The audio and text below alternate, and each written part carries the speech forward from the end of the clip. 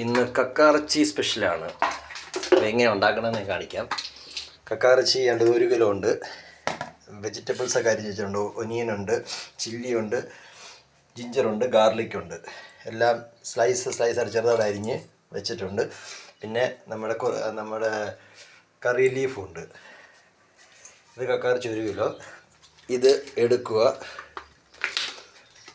Fry pan ചൂടാക്കുക, അതിനകത്തോട്ട് എണ്ണ ഒഴിക്കുക, ആവശ്യത്തിന് എണ്ണ ഒഴിക്കുക. എത്ര എണ്ണ കഴിഞ്ഞാൽ ആവശ്യമുള്ളൂ. അത് കഴിഞ്ഞ് അതിനകത്തോട്ട് മസ്റ്റാർഡ്, കടുക് ഇട്ട് പൊട്ടിക്കുക.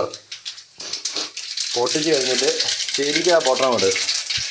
പൊട്ടിച്ച് കഴിഞ്ഞിട്ട് ഈ മിക്സ് ആക്കിയിരിക്കുന്ന വെജിറ്റബിൾസ് എല്ലാം കൂടി അങ്ങോട്ട് ഇടുക.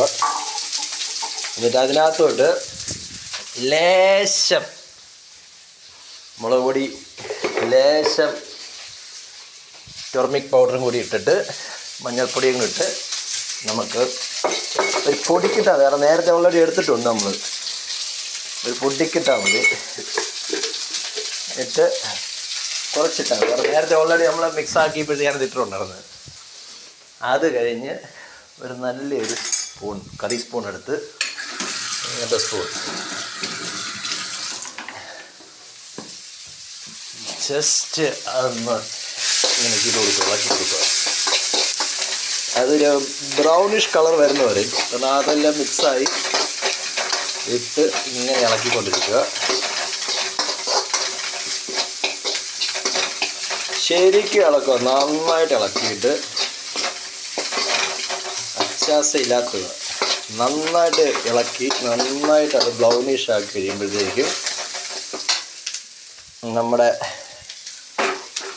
കക്കായിറച്ചി എടുത്ത് അങ്ങോട്ട് ഇട്ടിട്ട് ഇടുക. എന്നിട്ട് മിക്സാക്കുക, എല്ലാം കൂടി ഇട്ട് മിക്സാക്കുക.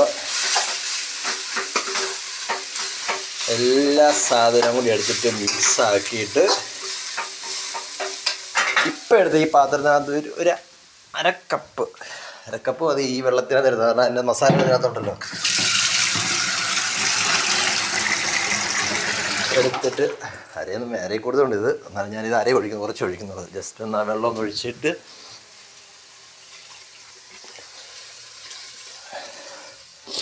ഒഴിക്കുക. എന്നിട്ട് പറ്റിക്കുക. അത് ഇച്ചിരി വെള്ളം കൂടി പോയി, എന്നാലും അത് പറ്റിക്കോളൂ. അത്